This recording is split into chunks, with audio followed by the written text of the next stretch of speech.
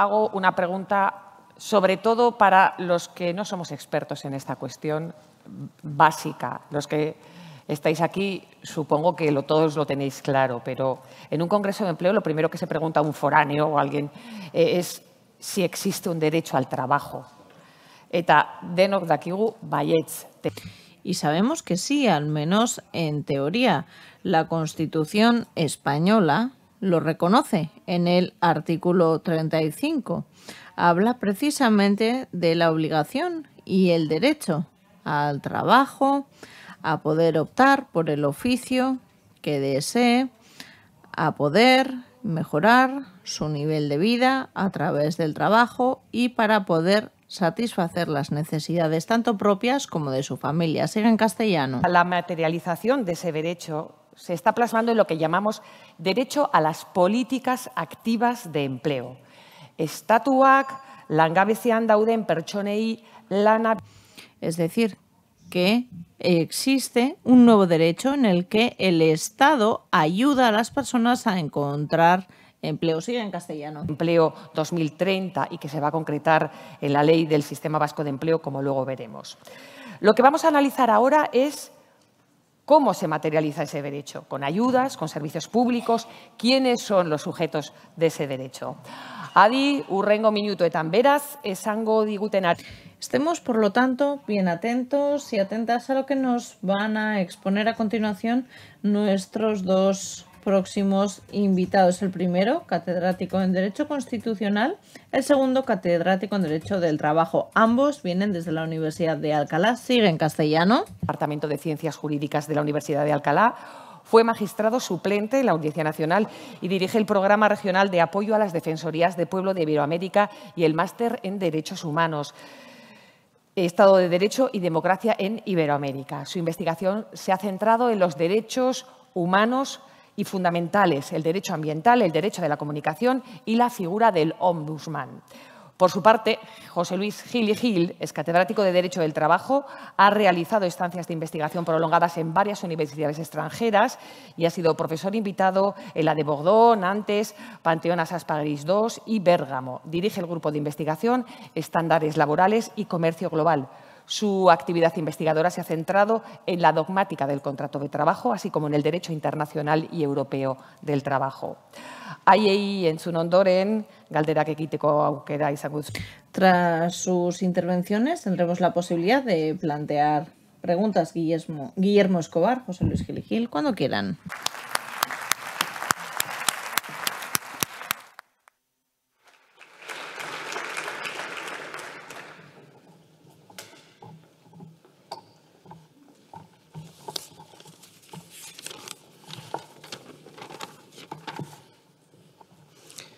Buenos días.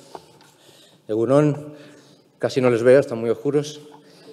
Bueno, ante todo, muchas gracias por la invitación al Departamento de Empleo, al viceconsejero, director de Empleo. Enhorabuena por la organización. Nosotros estamos aquí básicamente porque nos solicitaron un trabajo preparatorio que podría ilustrar la preparación de una futura ley, ¿no?, que ya está en camino. Nos alegramos mucho de ello. Preguntamos en cuántas páginas lo quieren, y en 50 o en 400, ¿no? Dijeron, bueno, mejor 50. Y al final lo dejamos en 80, y están los datos, por si acaso me preguntan, para aclarar algún detalle, ¿no? Aquí me siento como un poco clásico, ¿no?, aquí, con la corbata y tal. Esto es lo del derecho, es como un poco antiguo, nos tenemos que un poco actualizar. Me alegra mucho que haya gente joven, que haya también empresas. Vamos a ver si podemos dar una imagen un poco más fresca de esto del derecho, que yo también doy clase en la Facultad de Económicas y ya desertan los alumnos. A los 15 días ya empiezan a bajar el número de asistentes, como que les parece aburrido esto del derecho. Vamos a intentar agilizarlo un poco. Y, en principio, me alegro mucho de que en el debate público se ponga el foco en el mundo del trabajo, ¿no? Y sobre todo, además, y con una connotación importante, que es en la discusión sobre los derechos, ¿no? O sea, que volvamos a recuperar ese tema clásico, sin duda, ¿no?, pero que está como un poco olvidado, ¿no?, entre otras cuestiones que también son interesantes, como los derechos de los animales y muchos otros temas, pero yo creo que el tema central es este, realmente, ¿no? El tema central es este y creo que hay que recuperarlo porque es lo que importa más a la gente, ¿no? Realmente. O sea, una cosa es el debate público, la opinión pública y otra cosa es la opinión publicada, ¿no? Yo creo que esto es lo que preocupa a la gente, ¿no? Es verdad que la lucha de clases ya terminó, yo creo, con la Constitución. Ahora hay una paz social duradera, hay una democracia de concertación. Entre el Gobierno, los empresarios, los sindicatos, mejor dicho, sus representantes se ponen de acuerdo. Esto evita el conflicto, que se traslada a los microconflictos en el mundo de las empresas. Eso está muy bien. Pero hay otra lucha social soterrada, que no es una lucha propiamente y tampoco es propiamente un conflicto, es una brecha, esta es la auténtica brecha que existe en nuestras sociedades, que son los que trabajan y los que no trabajan. Ahí está el verdadero problema, ¿no? Y por eso hay que reflexionar de nuevo sobre la gran brecha de nuestras sociedades, porque ya no se habla de eso que se habló hace muchos años en la OIT, ¿no? Ya no se habla, la gente tiembla con esto, del tema del reparto del trabajo, ¿no? Ya no se habla del reparto del trabajo. Esto lo explicó de alguna manera este gurú de la izquierda latinoamericana, que es portugués, Boaventura de Sousa Santos. Ya no tenemos un estado de bienestar más o menos, pero tenemos sobre todo en España, Portugal, los países latinos, una sociedad del bienestar. O sea, lo cubre la familia, las carencias lo cubre la familia. Entonces nadie quiere que se reparta el trabajo. Digo, no sea que me toque a mí, o a mi hermano, o a mi padre, ¿no? Este tema no se habla ya, ¿no? Entonces hay que volver a hablar de la diferencia, que no es un conflicto como tal, entre quienes trabajan y quienes no trabajan. Y esto es una cosa que ya aparecía de una manera así muy, en su día criticada, ¿no? En la propia Constitución, que hay que recordar que la Constitución española, yo soy profesor de Derecho Constitucional, está vigente, está vigente. Y ya hablaba de los españoles tienen derecho al trabajo. Hoy lo diríamos de otra manera, ¿no? Diríamos, a lo mejor un término medio, que es como que no quiere decir algo no exactamente lo mismo, parecido, pero es mucho más correcto hoy. Hoy diríamos, en tal caso, los ciudadanos tienen derecho al trabajo, ¿no? Porque parece que decir los españoles es muy excluyente, ¿no? Hoy diríamos seguramente los ciudadanos, los que veríamos de otra manera.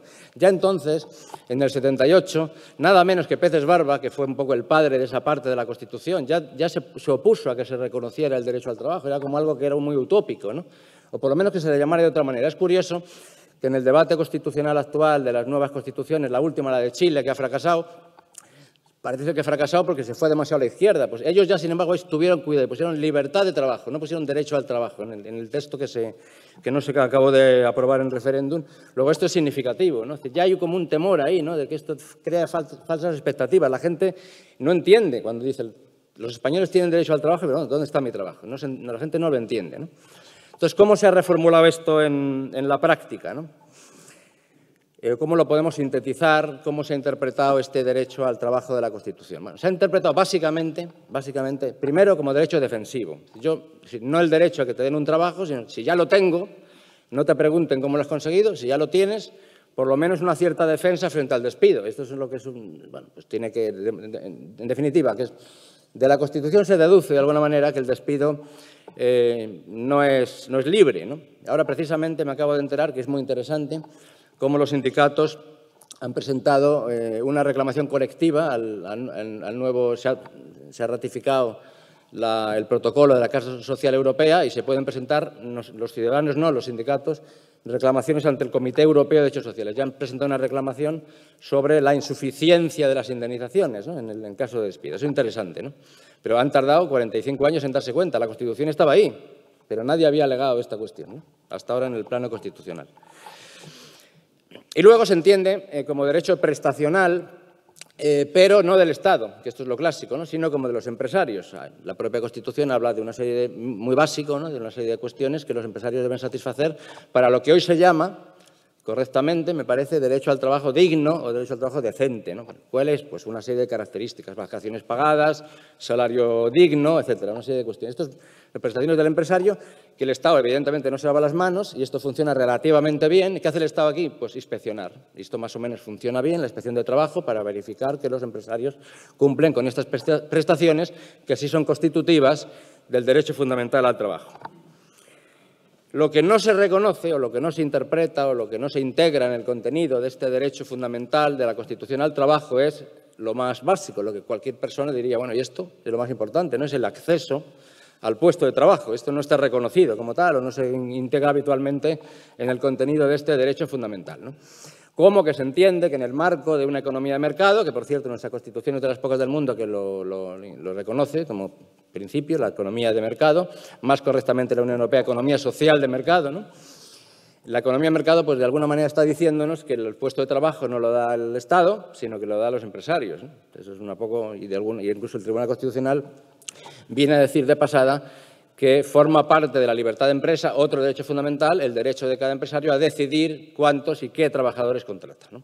Aunque obviamente también tiene excepciones, ya desde los años, en la época de Franco, con perdón, ya estaba establecida las cuotas para las personas, bueno, era bastante injusto porque era para los mutilados de guerra, ya se reconocía la obligación de los empresarios de contratar a un mínimo de que ahora está, luego ya se ha ido incorporando, que evidentemente en otro contexto, a las personas con discapacidad. Como saben, pues existe la obligación de contratar a un porcentaje determinado de personas con discapacidad en las empresas. Esto es lo único que hay, no había más. Entonces, conscientes de la importancia de esta cuestión, la propia Constitución, que se hizo bastante bien en aquella época, para las circunstancias que imperaban en el año 78, pues añadió otro artículo, pero como más descafeinado, como en otra parte de la Constitución, que casi nadie conoce, ¿no? Pero es muy importante, que es el artículo 40, ¿no? 40 de la Constitución. Yo tengo un estudio en el Comentarios de la Constitución en homenaje al profesor López Guerra, donde demuestro con datos, así como los economistas, así con datos y gráficos, demuestro que es el de los preceptos más incumplidos de la Constitución. Y no ha pasado nada. Es decir, de pleno empleo, objetivo del pleno empleo de los poderes públicos, artículo 40, una distribución de la renta personal y regional más equitativa, incumplido, los gráficos van para abajo, es decir, la distribución de la renta es cada vez menos equitativa, también regional, ¿no? De manera que no ha servido para nada el artículo 40, pero de alguna manera sería un poco la faceta objetiva, diríamos, no exigible como derecho, la faceta objetiva del derecho al trabajo, ¿no? Ya no se puede exigir el puesto de trabajo, pero por lo menos debería haber una política orientada a fomentar el pleno empleo. Esto ha fracasado radicalmente, salvo en la parte del artículo 40, que también se formula como mandatos a los poderes públicos, no como derechos, por ejemplo, en el tema de la seguridad e higiene en el trabajo, pero esto sí ha funcionado. ¿Por qué? Y esta es la cuestión clave, ¿no? Porque esos mandatos a los poderes públicos, obligaciones genéricas a los poderes públicos del artículo 40, en alguna parte, la parte más concreta, ¿no?, más clara, por el legislador, se han subjetivado, se han transformado en derechos, mediante la ley. Y aquí está la cuestión clave. Es decir, los derechos subjetivos funcionan, bueno, esto es un requisito, no es la garantía total, pero es requisito previo, funcionan en términos jurídicos cuando el legislador lo reconoce, No basta con la Constitución. Resulta que, paréntesis, tenemos, y ahí están, todos los datos están en el trabajo, hicimos un estudio, nos sorprendió, la verdad, bastante, que desde luego ese derecho subjetivo del que estamos hablando ahora, las políticas activas de empleo, de alguna manera ya existía hacía muchísimos años en el derecho internacional. La OIT desde los años 40, nada menos, ya hablaba de la orientación, si bien no como derecho exigible, ¿no?, pero ya como política pública ya existía, y nada menos que en los años 60, en los dos grandes documentos casi desconocidos, ¿no?, se han quedado como escondidos bajo la fama y el marketing de los ODS, los grandes documentos internacionales de los años 60, ¿no? El Pacto Internacional de Derechos Civiles y Políticos, en este caso, el Pacto Internacional de los Derechos Económicos, Sociales y Culturales y la Carta Social Europea, pionera en 1961, nada menos, ¿no?, ya establecía de alguna manera una suerte de derecho subjetivo a la orientación profesional, no tan detallado como ahora veremos, sino ya establecía de alguna manera un cierto derecho subjetivo a las políticas activas de empleo, ¿no? Nadie lo leyó, desde los años 60, y seguimos rastreando y encontraríamos muchísimos referentes, ¿no?, en la Carta de los Derechos Fundamentales, en el Pilar Europeo de Derechos Sociales recientemente, ¿no? Esto es una música que suena no es un invento, que nos vamos a inventar en este Congreso, el derecho subjetivo a las políticas activas de empleo, pero siempre ha funcionado mal. ¿Por qué? Porque no tenía la fuente de reconocimiento adecuada, le faltaba la ley, ¿no? A nivel nacional, bueno, obviamente habría que señalar, ¿no?, que como paréntesis, aunque la cuestión, digamos, para un jurista es bastante obvia, no deberíamos darlo por obvio, quizás, en este contexto, un derecho subjetivo, ¿no? ¿Qué es? Yo creo que esto está más o menos resuelto, relativamente resuelto en la, como antes la presentadora dijo esa expresión terrible para los juristas, ¿no? La teoría y la práctica, como que una cosa es la teoría de la práctica. Bueno, esto se nos preocupa desde siempre a los juristas, ¿no? O lo que es la norma y la realidad, ¿no? También, ¿no? En la teoría está bastante clara, ¿no? Este es un invento del liberalismo fundamentalmente, ¿no? Del siglo XVIII fundamentalmente. El derecho subjetivo es un invento, pero que funcionó bien y surgió y funcionó bien y ha funcionado relativamente bien en el derecho privado, ¿no? Esto funciona bien porque, claro, un juez tiene que resolver un conflicto entre particulares, derecho privado entre particulares, y esto es relativamente sencillo, ¿no? No te enfrentas a las grandes estructuras del poder, ¿no? Pero ya cuando lo trasladamos al derecho público ya empiezan los problemas, ¿no? Ya no es tan fácil. Sí, en teoría es un derecho subjetivo, existen, ¿no? Pero en la práctica es mucho más difícil garantizarlos, ¿no? 3 elementos básicos de un derecho subjetivo, definitorios, yo creo que indiscutibles, ¿no? Interés de una persona, o sea, ese componente liberal, es verdad que el individualismo se ha ido, digamos, matizando, modificando, pero en la base es liberal, es individualista, de alguna manera, interés de una persona, prefiero de una persona, no de un individuo, es algo individualizable, ¿no? Como dice el Tribunal de Justicia de la Unión Europea en otro contexto, individualizable, esa palabra me gusta, que se pueda, digamos, concretar en personas con nombres y apellidos. Esto es un elemento central, ¿no?, del concepto, ¿no? El derecho privado lo tiene muy claro, el correlativo, segundo elemento, correlativos, obligaciones correlativas. Es decir, un derecho sin obligaciones, ¿no? El problema de los catálogos, de los grandes catálogos de derechos constitucionales, internacionales, es que están los derechos, pero faltan los deberes, no están concretados los deberes. Entonces, un derecho sin deberes correlativos, ¿no?, sin que alguien tiene que hacer algo a favor de ese derecho, pues es una fraude realmente, ¿no? Eso es lo que es importantísimo. Es decir, lo que la Constitución no dice es derecho al trabajo, sí, pero ¿quién lo tiene que garantizar? ¿Quién lo tiene que cumplir? No lo dice. Entonces, obligatorio, necesario en el concepto de derecho subjetivo, quiénes y qué tienen que hacer las personas que tienen que cumplir con ese derecho, ¿no? Y, en tercer lugar, resumiendo muchísimo, ¿no?, el indiscutido también como elemento básico, el esencial del derecho subjetivo, la cuestión de las garantías, ¿no? ¿Qué pasa? O sea, siempre hay que pensar, el derecho siempre hay que pensar, ¿y qué pasa si no? Si no se cumple, si el obligado no cumple con lo que tiene que hacer para satisfacer el derecho, pues entonces tiene que haber una solución, una respuesta, una reacción, ¿no?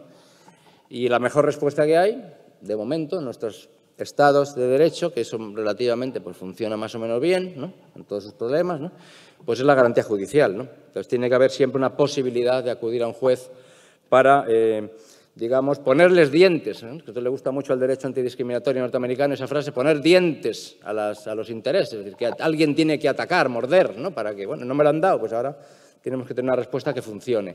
Y la mejor respuesta, la mejor fórmula es un juez independiente, pero con preparación y que tenga capacidad de hacer efectivas sus decisiones, ¿no?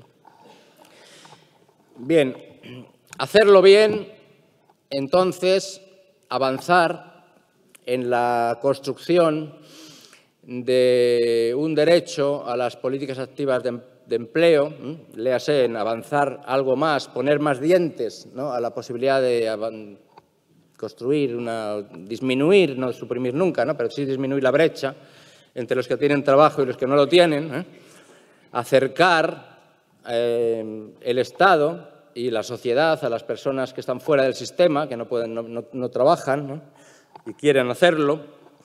Pasa, en nuestro juicio, en primer lugar, por una buena legislación que sea clara, que sea concreta, que dé respuesta a las grandes preguntas sobre la estructura y el contenido de cualquier derecho subjetivo. Esto se hizo de alguna manera ya podríamos decir, la moribunda Ley Estatal de Empleo, porque ya está en trance de modificación, por una nueva se hizo, pero se hizo mal, bastante mal, por cierto, con perdón, de no sé quién sería el autor de la ley, de hace más de 10 años, pero está mal y no funcionó realmente, ¿no? No funcionó ese, diríamos, fragmento mal hecho de derecho subjetivo a las políticas activas de empleo en la vieja, casi ya, todavía vigente, pero ya moribunda Ley Estatal de Empleo. Y aquí las comunidades autónomas pueden desempeñar un papel fundamental, ¿no? Se habla ahora de Está de moda, otra vez, la opinión publicada, ¿no?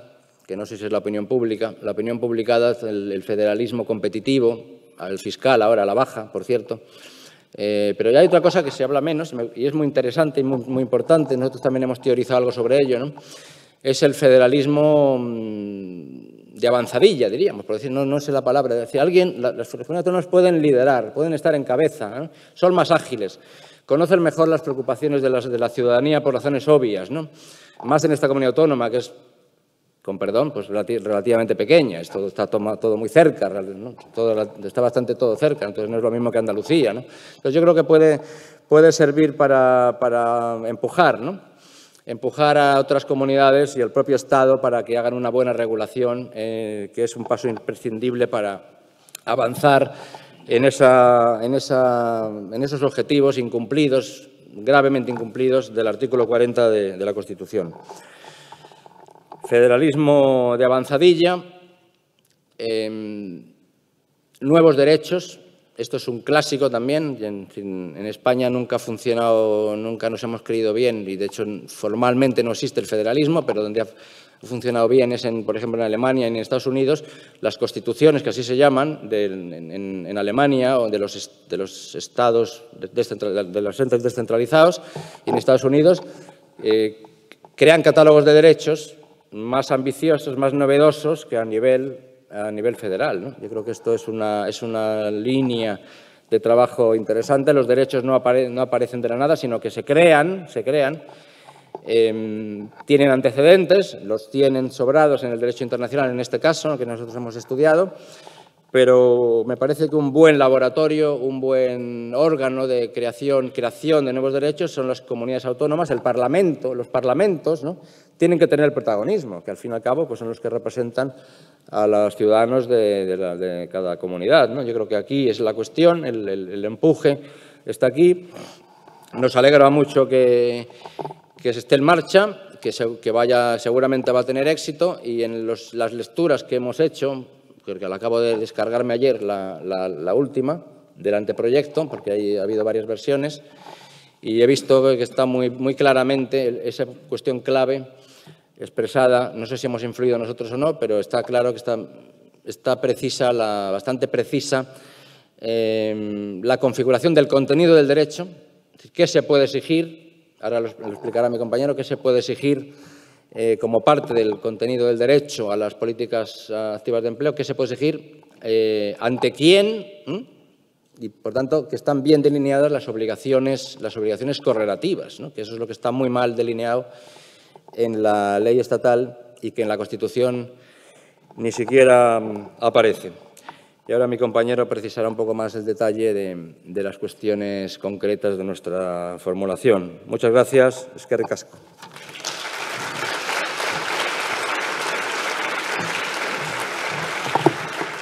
Buenos días. Es para mí un verdadero placer estar aquí. Gracias al Gobierno vasco por su invitación.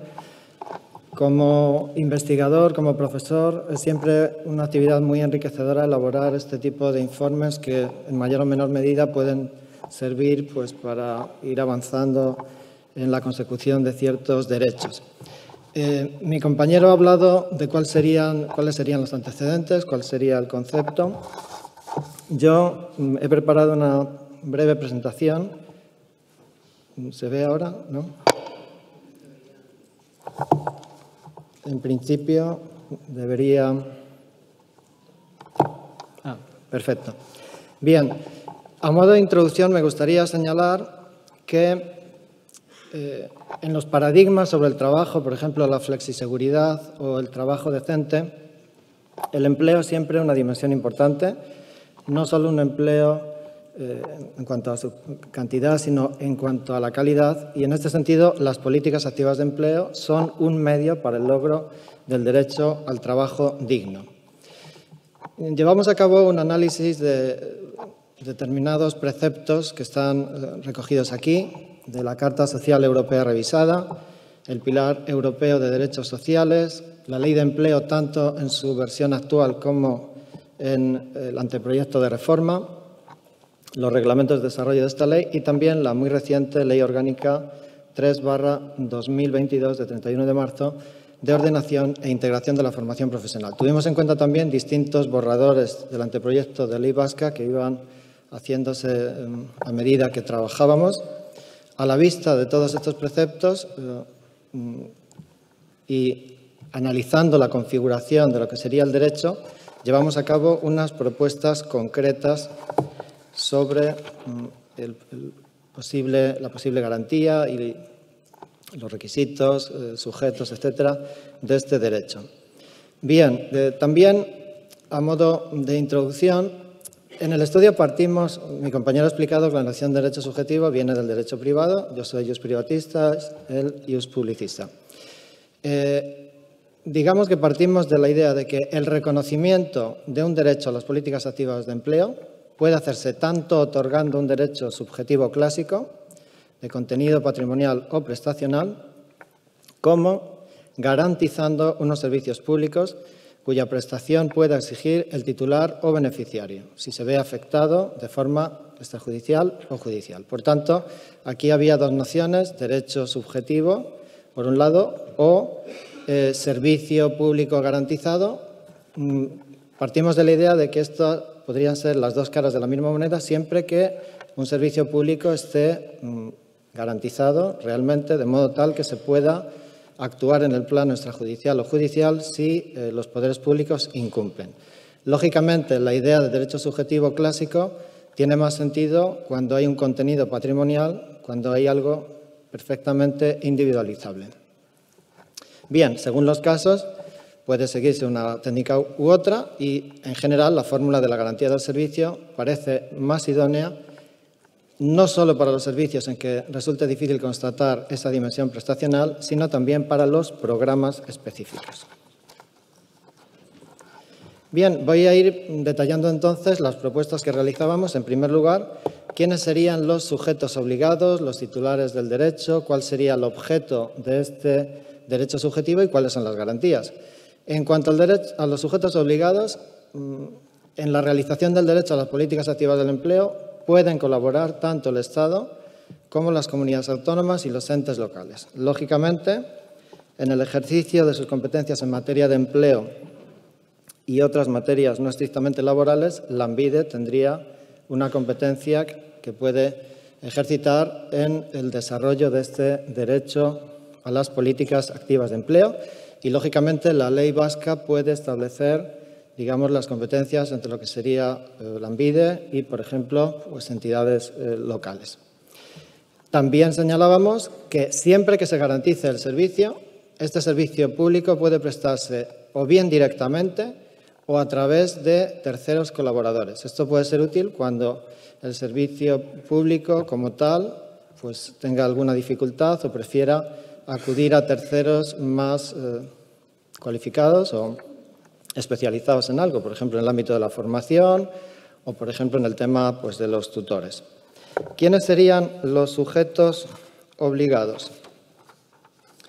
Bien, pues en cuanto a los sujetos obligados, en cuanto a los sujetos titulares del derecho, señalábamos que el derecho a las políticas activas de empleo debería tener una aplicación general para todas las personas desempleadas o usuarias del servicio, sin perjuicio de que en algunos casos pudiera tener un carácter selectivo para ciertos grupos vulnerables o desfavorecidos. Por tanto, frente a lo que eran ideas o propuestas iniciales que había en el Gobierno vasco, propugnamos que este reconocimiento, con los matices que luego diremos, pues se hiciese al conjunto de personas desempleadas o usuarias del servicio. Bien, entrando ya en el objeto. Este derecho subjetivo como tal debería dirigirse más bien a los servicios, más a los servicios que a los programas específicos. Más a los servicios que a los programas y partíamos de la idea de que la ley debería reconocer a toda persona desempleada u ocupada que acceda como demandante de empleo y servicios, o solo como demandante de servicios, el derecho a recibir una ayuda o una asistencia personalizada, continuada y adecuada u oportuna, presencial y no presencial, a fin de encontrar empleo o bien mejorar sus perspectivas de empleo de trabajo autónomo. al reconocer con carácter general este derecho, era importante, y esto lo recoge el último borrador del anteproyecto, era importante también señalar que tenía que haber un deber correlativo de los demandantes de empleo de comprometerse y estar obligados a colaborar activamente con el Servicio Vasco de Empleo. Hay un derecho genérico a todas las personas, pero también una obligación correlativa. De los servicios que integran la cartera de servicios, el derecho a las políticas activas de empleo, señalábamos, habría de centrarse sobre todo en la orientación profesional y en la formación y cualificación para el empleo. De todos los servicios, estos son los que se prestan más a un tratamiento individualizado, un tratamiento personalizado y, por tanto, tiene más sentido utilizar esta expresión derecho a las políticas activas de empleo. Los demás servicios se prestan menos a esta formulación porque no encajan tanto con esta idea de intereses individualizables de las personas que definen los derechos subjetivos, pero esto no impide que cuando se detalla en la ley cuáles son, se describan con precisión y en la medida de lo posible se garanticen, aunque con técnicas menos incisivas que la característica de los típicos derechos subjetivos. Estaríamos ante un servicio público garantizado y garantizado hasta donde pueda ser factible en un momento concreto. Bien, por tanto, un derecho genérico y luego propugnábamos que hubiese, en primer lugar, el reconocimiento a una orientación laboral o para el empleo personalizada, continuada y adecuada u oportuna, presencial y no presencial. Dentro de este derecho tienen gran importancia pues, todas las actividades consistentes en llevar a cabo una entrevista en la cual, por ejemplo, pues, se detalla cuál es el grado de empleabilidad o cuáles pueden ser los problemas de empleabilidad, la realización de un programa específico para que esta persona pueda encontrar empleo. Importante la figura del tutor, que se refuerza en el anteproyecto de ley de empleo. Por tanto, una serie de elementos que hacen que haya un tratamiento personalizado, individualizado de la persona que quiere acceder al empleo o que quiere mejorar su empleo. En segundo lugar, también debería reconocerse el derecho de todo trabajador desempleado u ocupado a la formación y el reciclaje, en especial durante las transiciones profesionales. Esto es algo que pueden ejercitar no solo los demandantes de empleo, sino todos aquellos que teniendo un empleo quieren mejorarlo y, en definitiva, aquí hay que ser consciente de que el reconocimiento de este derecho no va a significar, a lo mejor, necesariamente recibir una formación en la medida en que, por problemas presupuestarios, pues se va a tener que seleccionar a unas personas y no a otras. Señalábamos también, sería entonces más bien el derecho pues, a participar en un procedimiento justo que asignará de entre las posibilidades 50 plazas, pues quiénes van a acceder, parados de larga duración u otros, por ejemplo. Y señalábamos que resulta necesario un tratamiento diferenciado a ciertos grupos vulnerables. Aunque el reconocimiento es genérico, pues, por ejemplo, en lo relativo a plazos de duración, pues de un diagnóstico sobre la empleabilidad y en lo que es referido al establecimiento de programas específicos, pues los colectivos clásicos de personas vulnerables como discapacitados o mujeres tanto en general como víctimas de violencia de género podrían tener en la ley un tratamiento diferenciado. Voy concluyendo ya, me quedan 4 minutos, incluso a lo mejor no agotaré todo el tiempo, con lo cual habrá más tiempo para las preguntas. Bien, mi compañero, el profesor Escobar, ha señalado con razón que la propia expresión derecho subjetivo, tal y como se elaboró en el ámbito del derecho privado, requiere necesariamente la existencia de alguna garantía. Estas garantías pueden ser tanto extrajudiciales como judiciales y para evitar judicializar las controversias es muy útil establecer mecanismos que eviten el procedimiento. Por tanto, señalábamos que la ley debería prever un buen sistema de garantías del derecho, que había varias vías posibles de garantía de este derecho subjetivo, como los recursos administrativos típicos, que parece que es la fórmula que se maneja en el último borrador de anteproyecto, procedimientos de queja menos formalizados, quejas al Ararteko, o los procedimientos también rápidos, gratuitos y no excesivamente formalizados ante órganos administrativos independientes y no especializados. Si fracasa la solución extrajudicial y con independencia, por tanto, de la opción de garantía que se escoja en el ámbito administrativo, siempre queda, en última instancia, el recurso a los tribunales. Y señalábamos en el estudio que, en principio, las reclamaciones relativas al incumplimiento por parte de Lanbide, por ejemplo, de estas obligaciones, tendría que sustanciarse, reclamarse en el orden jurisdiccional social, con lo cual se evitarían problemas en cuanto a dilaciones si lo comparamos con el acceso a los recursos en el ámbito administrativo. Me queda muy poco tiempo ya. A modo de conclusiones, creo que sería importante señalar que el reconocimiento progresivo de un derecho a las políticas activas de empleo, con el alcance que determine la ley, sirve para dar cumplimiento a las obligaciones de realización del derecho al trabajo que incumben a los poderes públicos y para reforzar la dimensión prestacional del derecho. Mi compañero, el profesor Escobar, ha destacado que al analizar qué es el derecho al trabajo, muchas veces simplemente se incide en aspectos defensivos.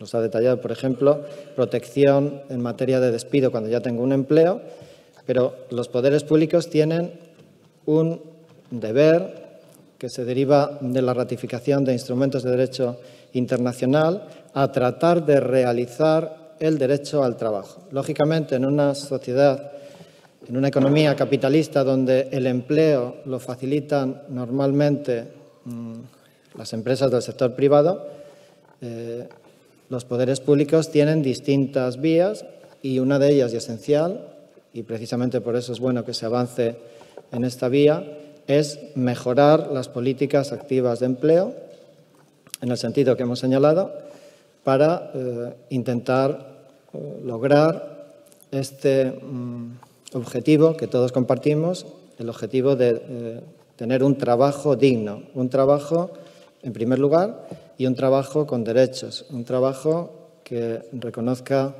al trabajador derechos y que le permita tener un salario digno, por ejemplo, y una serie de derechos fundamentales también, y que le permitan llevar a cabo una vida digna, tanto para él como para su familia. Bien, ya desde un punto de vista personal, lo he dicho en la introducción, pero quiero acabar reiterándolo. Muchas gracias al Gobierno vasco y para mí, para mi compañero también, ha sido una experiencia muy enriquecedora y estamos realmente contentos de estar aquí compartiendo estos momentos con ustedes. Muchas gracias.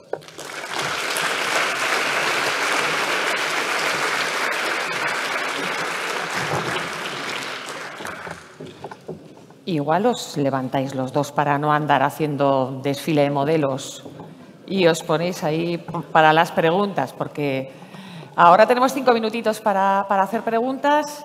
Aquí ya hay primera mano levantada. Esto del federalismo de avanzadilla me lo he apuntado. Hola, buenos días. Yo quería hacer una pregunta rápida y es, ha mencionado una vez la palabra compromiso por parte de las personas para recibir las políticas activas de empleo. ¿Cómo la ley o cómo el derecho realmente configura, o si lo configura, este compromiso? Que me ha quedado un poco colgada esa parte. Gracias. Bien, he estado mirando el último borrador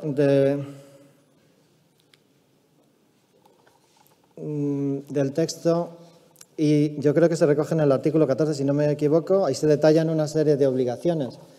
Por ejemplo, vamos a ver, si a mí me dicen que para mejorar mi empleabilidad tendría que llevar a cabo determinados cursos, pues en definitiva me tendré que comprometer, si me los ofrecen, a hacerlos, por ejemplo. Entonces, en la medida en que, o por ejemplo, vamos a ver, si todo empieza por una entrevista para valorar mi empleabilidad, pues tendré que colaborar activamente en ese proceso. O sea, la idea sería que para que los servicios públicos puedan ejercer convenientemente las tareas que tienen asignadas, por ejemplo, de orientarme, de formarme, yo colabore y participe en el proceso de manera adecuada. Eso es lo que se me ocurre en principio.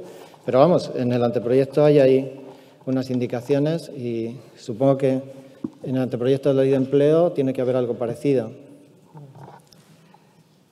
¿Preguntas? Luego se lo preguntamos a Alfonso Gurpegui si no dice nada, pero como tiene luego la intervención para...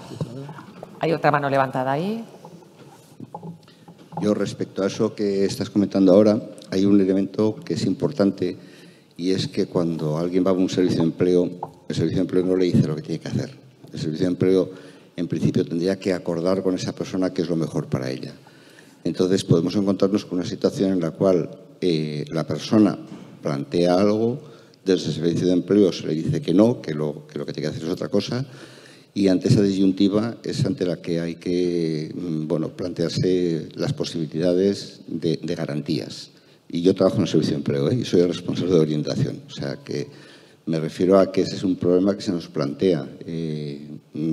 Muchas veces el foco que lo ponemos en que tenemos que decirle a la persona lo que tiene que hacer, pero a veces la persona no está de acuerdo y hay que buscar siempre ese compromiso por ambas partes. Entonces, ahí es donde quizás las garantías tendrían que ser más claras. Bien, a mí se me ocurre que eso se puede, en su caso, solucionar mediante una reclamación ante el organismo.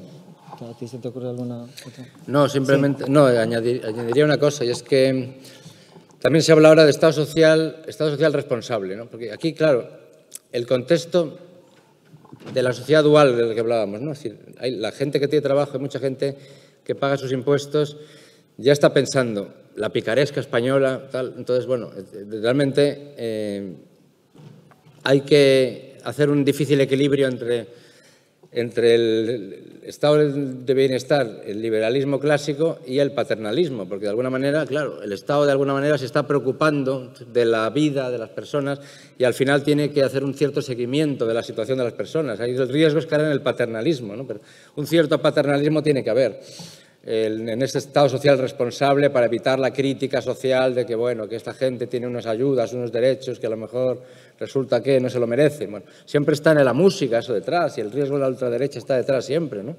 Entonces yo creo que hay que situar las cosas. Y al final nos olvidamos de una cosa, estos derechos, como el que nosotros casi sin saberlo cumplimos cada día, ¿no? El derecho a la educación, ¿no? Bueno, pues al final dependen de un profesional, o sea, de un profesional. Son derechos personalísimos. Una cosa que dice muy bien el Comité Europeo de Derechos Sociales es adecuados a las necesidades de cada persona, adecuados a las necesidades.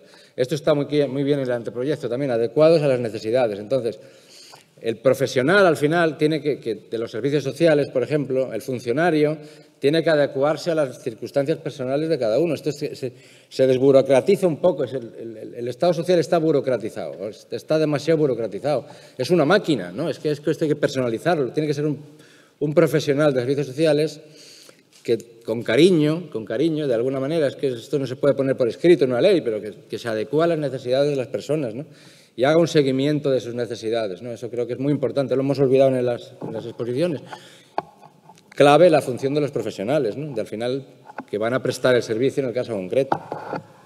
Tenemos al viceconsejero, aunque luego va a hablar de la Ley Vasca de Empleo, vamos a aprovechar para que él mismo aclare estas dudas de cómo está recogido en el anteproyecto de Ley Vasca de Empleo. Sí, gracias, Eva. Bueno, primero agradecer a los profesores Escobar y Gil, porque efectivamente habéis influido. Yo creo que vuestro trabajo nos ha dado mucha luz precisamente para concretar ese derecho subjetivo y pasar de ese enunciado genérico, ¿no? del servicio garantizado al derecho subjetivo, no sin dificultad, porque efectivamente es difícil, ¿no? Y es difícil precisamente el hecho de concretar las obligaciones de la otra parte. Porque en definitiva, es verdad, aquí no estamos, la obligación de la otra persona, de la persona que reclama el derecho, es participar en el proceso de recualificación, de orientación, ¿no? Lo que entendemos es que si no participa, el servicio público se libera de tal obligación. Esa es la consecuencia. No hay multas, no hay sanciones. Es un elemento difícil, ¿no?, de articular, pero sí, efectivamente, y es verdad que además eso, le miro a Arantxa, porque ha sido con la que hemos trabajado más en profundidad y más intensamente el texto de la ley, y ha sido gran parte artífice. Es verdad que el hecho de la obligación no estaba en el primer borrador tan claro, y es cierto que en la primera presentación que hicimos del borrador fue un elemento que salió, ¿no?, y que nos preguntaron y hostia, pues es verdad, ¿no? Claro, teníamos dificultad, ¿no? Así como había dificultad efectivamente para concretar en qué consistía el derecho subjetivo, también encontrábamos dificultad para concretar cuál era la obligación de la otra parte. Finalmente, yo creo que la ley lo resuelve de esta manera, ¿no? Es decir, si la persona concernida no colabora, no quiere formarse, el servicio público, de alguna manera, se libera de esta obligación y, de hecho, bueno, pues hay unos tiempos en los que, efectivamente, pues ya no me vengas a reclamar, ¿no? Esa sería un poquito por donde resuelve el texto la ley. Creo que lo he dicho bien, Arantxa, más o menos. Si quieres matizar alguna cosita, porque es un elemento complejo, ¿eh? Un segundo, Arantxa, perdona, que te hagan llegar el micrófono para que te escuche todo el mundo y sobre todo los que están siguiéndonos online. Nada, es solo una matización. A ver, yo creo que este es un derecho que es inexistente sin la colaboración del titular del derecho. Creo que es así, o sea, no puede existir sin su colaboración.